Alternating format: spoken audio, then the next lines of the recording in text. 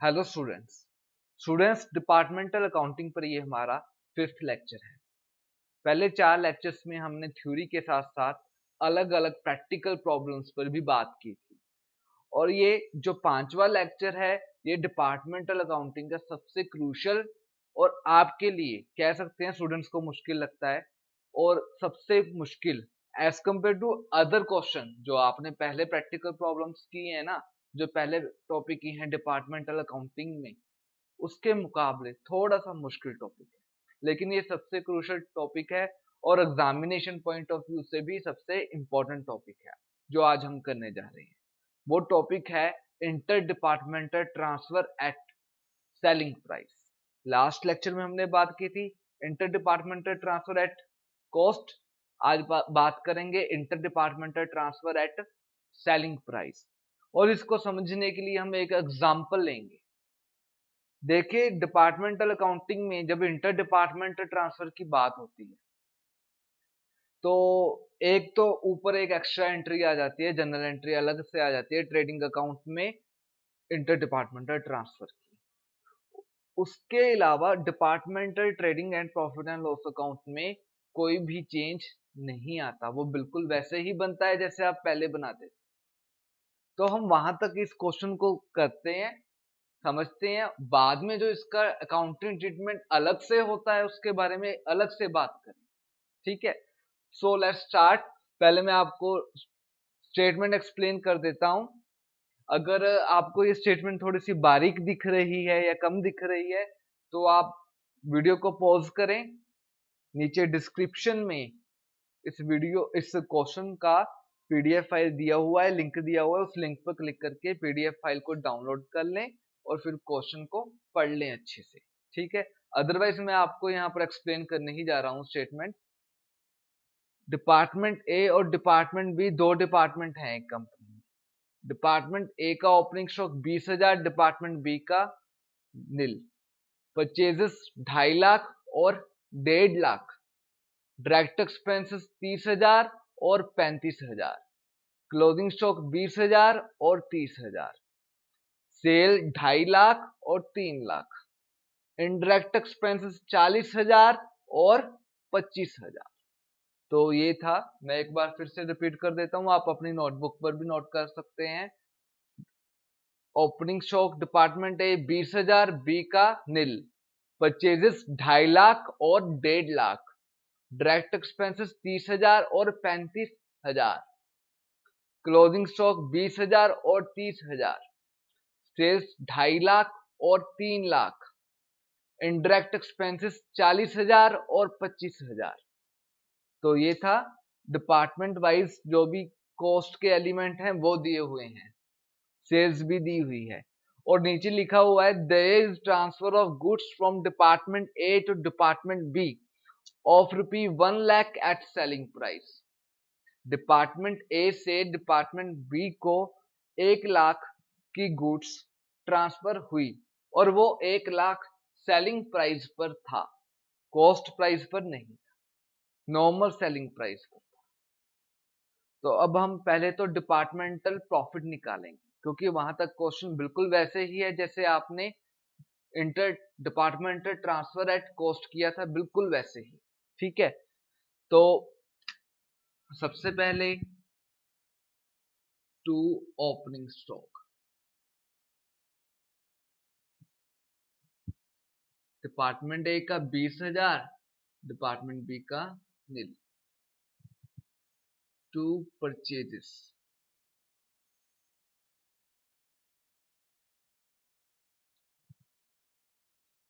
2.5 लाख और 1.5 लाख। परचेजेस के नीचे ही हम इंटर डिपार्टमेंटल ट्रांसफर की एंट्री डालते हैं। अभी यहाँ पर बी के कॉस्ट में ऐड करना है, बी टू ए एंट्री डलेगी 1 लाख की। जो डिपार्टमेंट बी ने डिपार्टमेंट ए से रिसीव किया गुड्स, वो 1 लाख की कॉस्ट डिपार्टमेंट बी के ट्रेडिंग अकाउंट में चार्ज हो जाएगी। तो एक तरह से डिपार्टमेंट बी ने टोटल 2.5 लाख की परचेस की, 1.5 लाख की परचेस आउटसाइडर से, 1 लाख की परचेस डिपार्टमेंट ए से, उसी कंपनी की।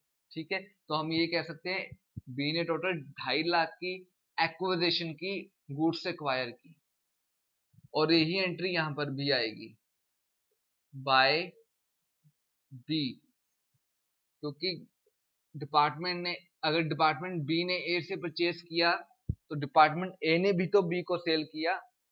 ठीक है, सेल नहीं किया इसको हम ट्रांसफर कहते हैं।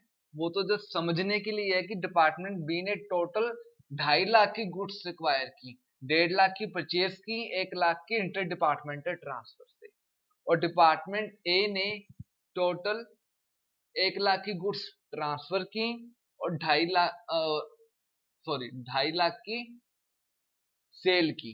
टोटल उन्होंने 3.5 लाख की एक तरह से सेल की, एक तरह से।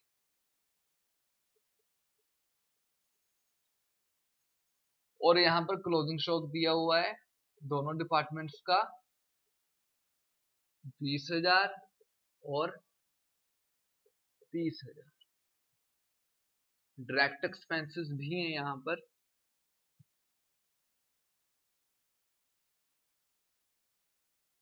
कितने हैं, 30 और 35।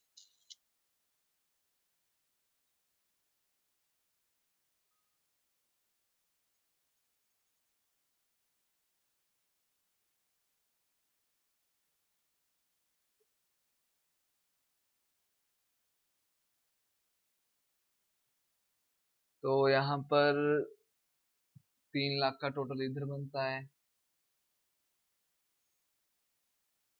3,70,000 का टोटल इधर बनता है। ये सेल्स ना 2,30,000 कर लो,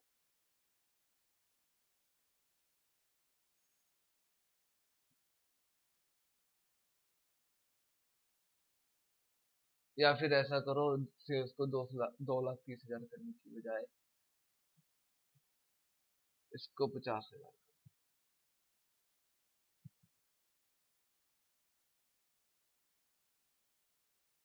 नहीं ठीक है, ऐसे ही ठीक है, ऐसे ही ठीक है। हाँ, कंटिन्यू करते हैं। इधर टोटल 3,70,000 टोटल आया, और इधर टोटल 3,30,000 टोटल आया। इधर बनता है 3 लाख, तो प्रॉफिट हो गया हमको ग्रॉस प्रॉफिट 70,000 का, 70,000 का।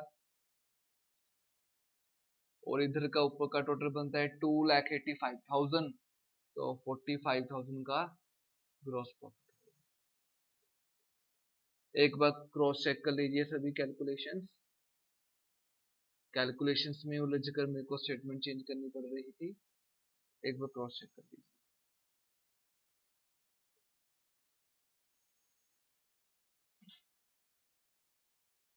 चलिए आगे, by gross profit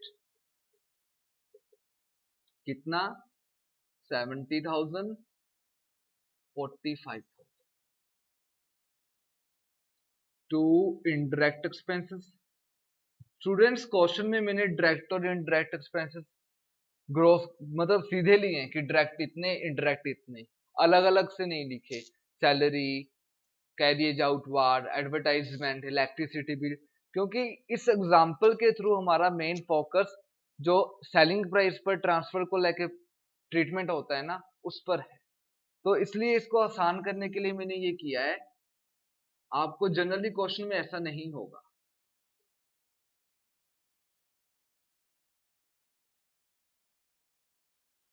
to net profit, इसका 30,000 और उसका 20,000।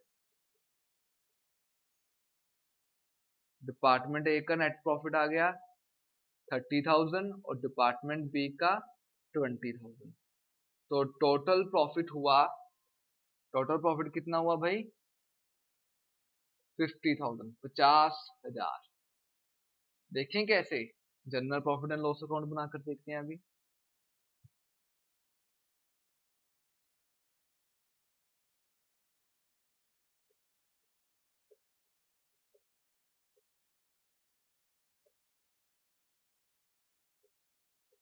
Bye departmental profit,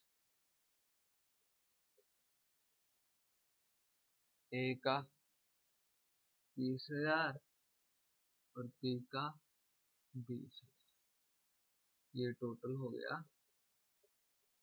50,000। ठीक है, तो क्या ये नेट प्रॉफिट 50,000 हो गया ओवरऑल? क्या आप ये कह सकते हैं? अब अपने आप से क्वेश्चन कीजिए, आंसर मैं करूंगा क्योंकि हम इंटरेक्शन नहीं कर सकते, ये रिकॉर्डेड क्लास है, लाइव क्लास नहीं है। लेकिन अपने आप से क्वेश्चन कीजिए एक। देखिए, जो 1 लाख की गुड्स ट्रांसफर हुई डिपार्टमेंट ए से डिपार्टमेंट बी को 1 लाख की गुड्स ट्रांसफर हुई। टोटल डिपार्टमेंट बी ने 2.5 लाख की एक्विजिशन की, 2.5 लाख। बाहर से 1.5 lakh, with in firm 1 lakh, और इसका क्लोजिंग स्टॉक है 30,000।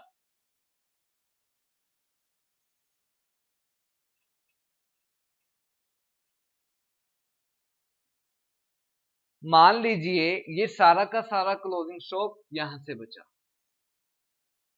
कहां से बचा? जो डिपार्टमेंट ए से हमने गुड्स एक्वायर की थी, ये 30,000 का क्लोजिंग स्टॉक वहां से बचा।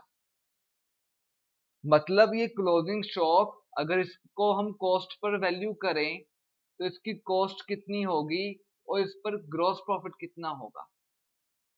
देखिए यहां पर डिपार्टमेंट ए जो 1 लाख की गुड्स बी को ट्रांसफर करता है, वो नॉर्मल सेलिंग प्राइस पर करता है और सेल भी सेलिंग प्राइस पर करता है। तो एक ढंग से उसने 3.5 लाख, उसने टोटल 3.5 लाख की गुड्स ट्रांसफर बेची, सेल की, और उसमें उसने प्रॉफिट कमाया 70,000। तो बेसिकली वो 3.5 लाख पर 70,000 कमा रहा है, तो उसका ग्रॉस प्रॉफिट हुआ 20%। ग्रॉस प्रॉफिट रेशियो हुआ 20%। तो इसका मतलब क्या हुआ? 30,000 पर 24,000 कॉस्ट है और 6,000 ग्रॉस प्रॉफिट है। 30,000 पर 20%। देखिए मैं आपको फिर से रिपीट करता हूं। डिपार्टमेंट ए ने 1 लाख को 2.5 लाख की सेल और 1 लाख का सेलिंग प्राइस पर ट्रांसफर, तो टोटल 3.5 लाख का रेवेन्यू जनरेट किया। इसको नोशनल सेल मान लीजिए। उस पर उसने प्रॉफिट कमाया 70,000। तो उसकी ग्रॉस प्रॉफिट रेशियो कितनी हुई? 20% ऑन सेलिंग प्राइस। और डिपार्टमेंट ए को जो उसने 1 लाख की गुड्स ट्रांसफर की, वो उसकी कॉस्ट 80,000 थी और 20,000 क्या था? Gross profit. 80 उसका कॉस्ट था, 20,000 उसका प्रॉफिट था। और जो डिपार्टमेंट बी के पास क्लोजिंग स्टॉक बचा है 30,000, वो 1 लाख में से ही बचा है। तो वो क्लोजिंग स्टॉक 24,000 उसमें कॉस्ट है जो डिपार्टमेंट ए को पड़ी, 6,000 उसका ग्रॉस प्रॉफिट है जो डिपार्टमेंट ए को हुआ। डिपार्टमेंट ए को हुआ, ये बात ठीक है।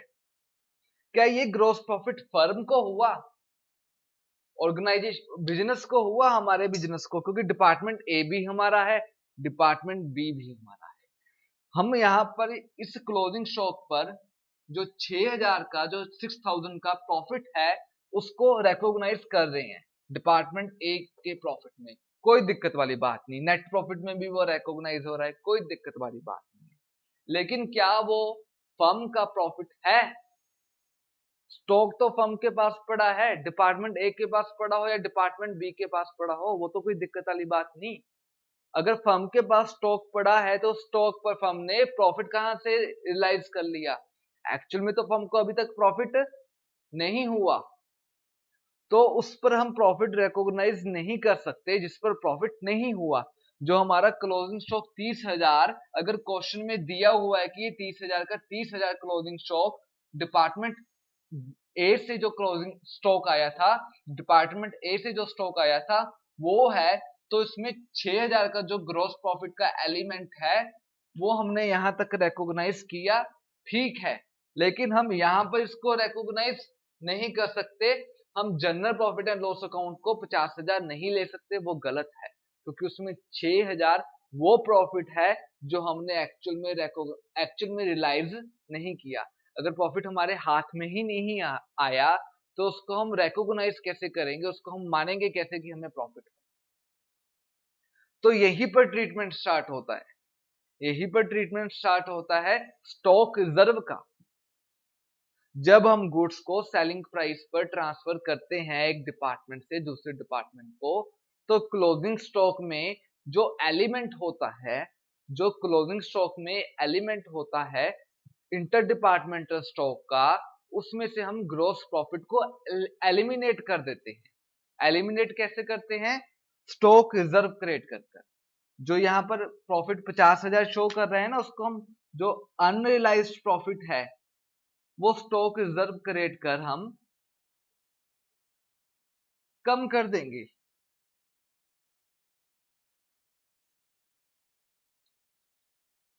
ये लीजिए, अब हम कह सकते हैं कि 44,000 हमने एक्चुअल में प्रॉफिट कमाया है, क्योंकि इसमें वो जो 6,000 है unrealised profit on closing stock of department B, वो हमने उसको निकाल दिया, अलग कर दिया कि भाई ये 30,000 ठीक है, डिपार्टमेंट बी को ये 30,000 का पड़ा, लेकिन फर्म को ये एक्चुअल में 24,000 का पड़ा। क्लोजिंग स्टॉक अगर इसको हम 24,000 कर दें तो यहाँ पर 6,000 प्रॉफिट कम हो जाएगा।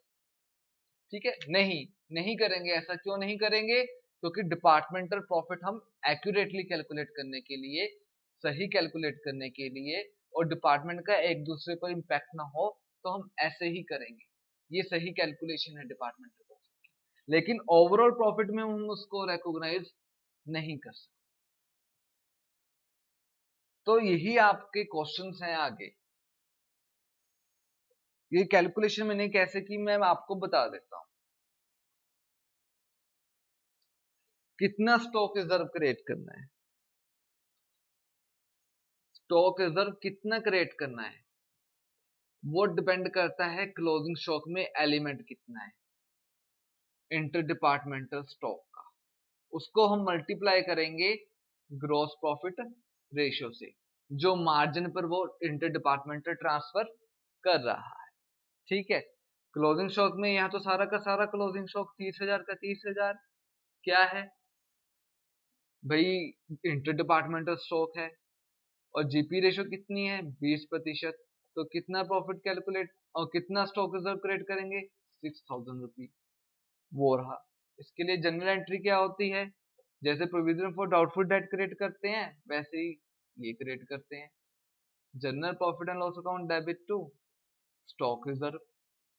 ये अगले साल कैरी फॉरवर्ड भी करेंगे, अगले साल क्लोजिंग स्टॉक ओपनिंग स्टॉक होगा और ये स्टॉक रिजर्व भी ओपनिंग स्टॉक रिजर्व बन जाएगा। और ग्रॉस प्रॉफिट रेशियो आपको कैलकुलेट जैसे हम नॉर्मली करते हैं, जिस डिपार्टमेंट से ट्रांसफर हुआ उस डिपार्टमेंट की ग्रॉस प्रॉफिट रेशियो।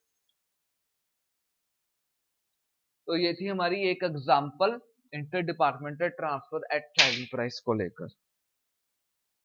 अगर मैं इसको एक बार फिर से आपको रिपीट करूं तो सिंपल सी बात है, जब इंटर डिपार्टमेंटल ट्रांसफर के कारण ट्रांसफरी डिपार्टमेंट में क्लोजिंग स्टॉक बचा हो और उस क्लोजिंग स्टॉक में इंटर डिपार्टमेंटल ट्रांसफर का स्टॉक का एलिमेंट पड़ा हो, तो उस एलिमेंट में हमने ग्रॉस प्रॉफिट या जो भी प्रॉफिट होता है या जो भी मार्जिन होता है उसको एलिमिनेट करना होता है।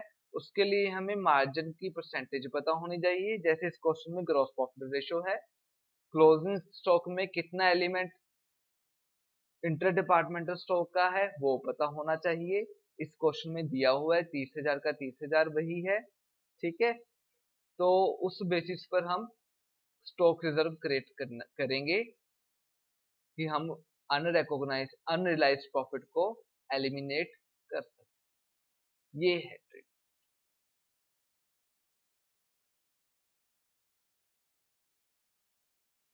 अब इस क्वेश्चन में हम थोड़ा सा चेंज कर देते हैं। थोड़ा सा चेंज कर देते हैं, ज्यादा नहीं करते। लगा लो। देखो एक बात मैं आपको और क्लियर कर देता हूं, जीपी रेशो यहां पर हमने कैलकुलेट की है, ठीक है। किसी किसी क्वेश्चन में जीपी रेशो आपको दी होगी, या फिर कौन से मार्जिन पर ट्रांसफर होता है वो आपको दिया होगा, तो आप वही रेशो लगाओगे, ठीक है, उसमें कोई दिक्कत वाली बात। मान लीजिए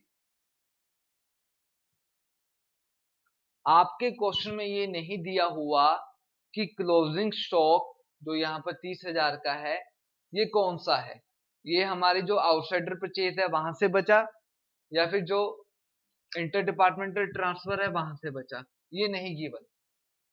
तो फिर आप क्या करोगे, फिर कैसे करोगे?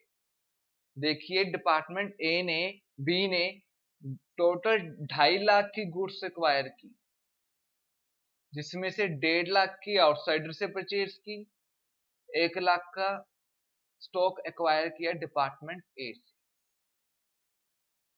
कह सकते हैं 3-2 की रेशो में एक्वायर किया सामान, 2.5 लाख का सामान 3-2 की रेशो में एक्वायर किया। तो रैशनल बेसिस पर हम यही कहेंगे कि 30,000 का जो क्लोजिंग स्टॉक है वो भी वही रेशो में है जिस रेशो में आपने स्टॉक एक्वायर किया, 3-2 की रेशो में।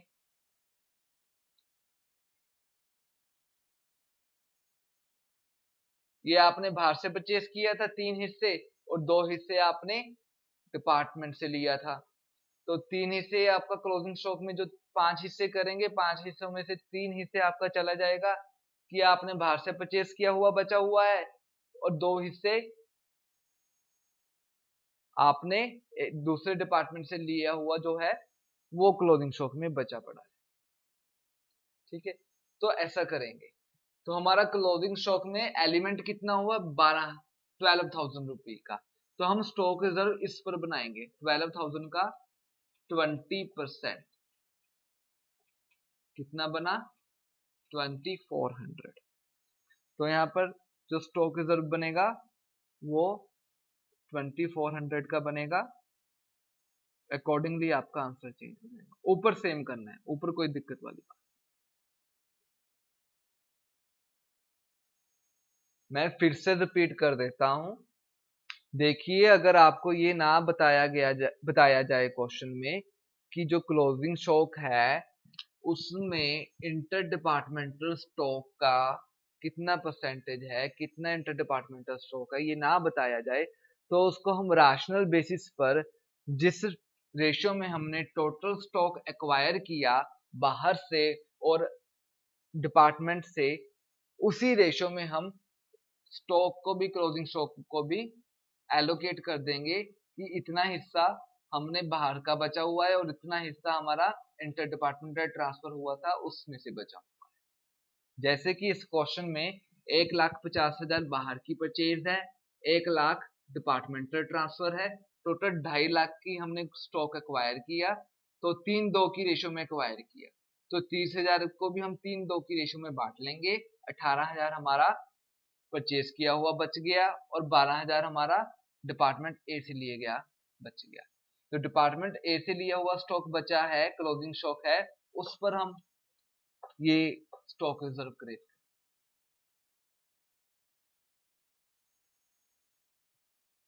तो ये आपकी एक तरह से दूसरी एग्जांपल हो गई, जहां पर क्लोजिंग स्टॉक कितना है कितना नहीं है वो दिया गया हो। अब थोड़ा सा क्वेश्चन में एक और चेंज कर लेते हैं। चलो क्वेश्चन में दिया गया है कि 30,000 में से 25,000, क्वेश्चन में दिया गया है स्पेसिफिकली 80%, 75%, या फिर लगा लो 20%, 50%, या फिर अमाउंट ही दी हुई है कि 30,000 में से 25,000 का एलिमेंट डिपार्टमेंट ए से जो ट्रांसफर होकर आया था वो है, तो हम 25,000 पर रिजर्व बना लेंगे, कोई दिक्कत वाली बात नहीं। 5,000 का अकॉर्डिंगली यहाँ पर भी चेंज हो जाएगा।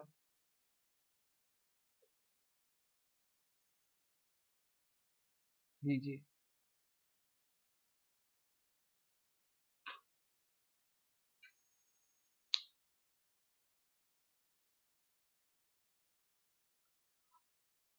ये हो गया, 3 एग्जांपल्स हो गई।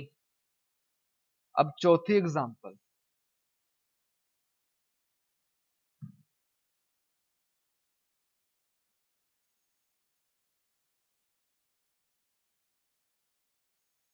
लगा लीजिए हमारे पास ओपनिंग स्टॉक भी पड़ा है। कितना पड़ा है? 15,000 का। हमारा उससे ग्रॉस प्रॉफिट कम हो जाएगा, 30,000 का रह जाएगा। ठीक है, तो ग्रॉस प्रॉफिट कम हुआ तो ये भी कम हो जाएगा,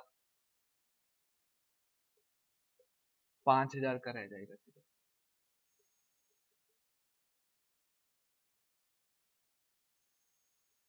मैंने क्या चेंज किया है, हमने ये मान लिया कि 15,000 का ओपनिंग स्टॉक भी पड़ा है।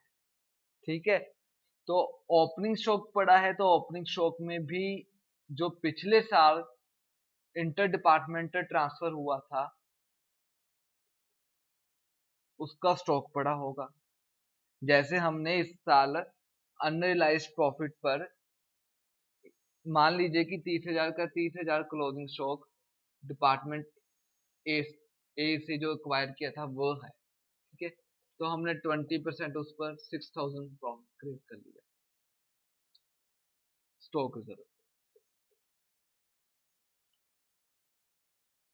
ये तो था क्लोजिंग स्टॉक का। ठीक है, अभी यही क्लोजिंग स्टॉक अगले साल क्या होगा, ओपनिंग स्टॉक होगा। तो 30,000 के साथ साथ ये 6,000 का स्टॉक रिजर्व भी कैरी फॉरवर्ड होगा। जब हम अगले साल ये स्टॉक रिजर्व कैरी फॉरवर्ड करेंगे तो उस स्टॉक रिजर्व को राइट ऑफ कर देंगे, general profit and loss account में ट्रांसफर कर। वैसे ही जैसे हम ओपनिंग स्टॉक पर 15,000 है जो उस पर करेंगे। पिछले साल भी मान लीजिए, पिछले साल भी ग्रोस प्रॉफिट रेशियो 20% ही थी और 15,000 का 15,000 स्टॉक डिपार्टमेंट ए से लिया हुआ स्टॉक है। तो उस पर पिछले साल हमने कितना स्टॉक रिजर्व क्रिएट किया था? 3,000। तो उसको हम यहां पर राइट ऑफ कर देंगे by stock reserve on opening stock. कितना? 3,000।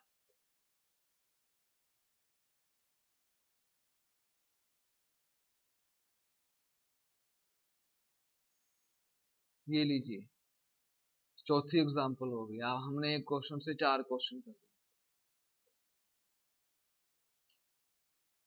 हमने क्या बताया अभी? अगर ओपनिंग स्टॉक हो तो ओपनिंग स्टॉक पर जो क्लोज ओपनिंग स्टॉक पर जो इंटर डिपार्टमेंटल ट्रांसफर का एलिमेंट होगा, पोर्शन होगा, उस पर जो मार्जिन होगा अनरियलाइज प्रॉफिट का, वो निकाल कर हम उसका स्टॉक रिजर्व भी ऐसे एडजस्ट करेंगे, राइट ऑफ करेंगे। पिछले साल क्रिएट किया था टू स्टॉक रिजर्व डालकर 3,000, इस साल राइट ऑफ कर देंगे बाय स्टॉक रिजर्व डालकर 3,000। तो ओपनिंग स्टॉक का भी ध्यान रखना है अगर क्वेश्चन में दिया गया।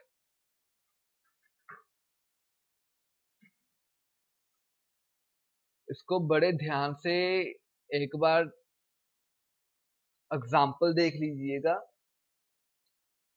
थ्योरेटिकली इसको एक्सप्लेन किया होगा आपकी बुक में, वो भी पढ़ लीजिएगा, आपको समझ आ जाएगा। बड़ा आसान टॉपिक है अगर आपने इसकी नब्ज पकड़ ली, अदरवाइज फिर आपको मुश्किल लगेगा। स्टूडेंट्स, इससे रिलेटेड क्वेश्चन कौन कौन से हैं? प्रैक्टिकल प्रॉब्लम में जैसे कि मैं शुरू से बता रहा हूं, हम कल्याणी पब्लिशर्स की बुक ही फॉलो कर रहे हैं क्योंकि आप सभी ज्यादातर स्टूडेंट्स इसको फॉलो करते हैं। मैंने तो बहुत बार कहा है कि महेश्वरी की बुक फॉलो करो, मानते नहीं आप, कोई बात नहीं। तो 14, 15, 6, 14 से लेकर 20 तक 18th क्वेश्चन छोड़ दीजिए, 18वां क्वेश्चन छोड़ दीजिए, 14 से लेकर 20 तक सभी के सभी क्वेश्चन इस तरह के ही हैं। किसी में ओपनिंग स्टॉक होगा, किसी में ओपनिंग स्टॉक नहीं होगा, किसी में क्लोजिंग स्टॉक का कितना एलिमेंट है जिस पर स्टॉक रिजर्व क्रिएट करना है वो दिया होगा, किसी पर नहीं दिया होगा, किसी में रेशो भी दी होगी ग्रॉस प्रॉफिट रेशो, और किसी में हमें अपने आप कैलकुलेट करनी पड़ेगी। बस यही थोड़े थोड़े चेंजेस करके अलग अलग क्वेश्चन है 14 से लेकर 20 तक 7 क्वेश्चन, इसमें से एक निकाल लीजिए 18वां क्वेश्चन। 6 क्वेश्चन है, सेम नेचर के हैं, थोड़ा थोड़ा उनमें क्वेश्चन में चेंज है, वो आप करके देखिएगा। अगर आपको कोई प्रॉब्लम होगी तो नीचे कमेंट सेक्शन में जरूर लिख दीजिए कि हमें इस क्वेश्चन में प्रॉब्लम है। तो मैं नेक्स्ट वीडियो, क्योंकि ऑलमोस्ट हमारा टॉपिक कवर अप हो गया डिपार्टमेंटल अकाउंटिंग का, तो मैं नेक्स्ट वीडियो आपको जो स्पेसिफिक प्रैक्टिकल प्रॉब्लम्स में आपको दिक्कत होगी उसको सॉल्व कराने में आपको वीडियो बनाकर लेक्चर रिकॉर्ड कर आपको दूंगा। तो थैंक यू स्टूडेंट्स।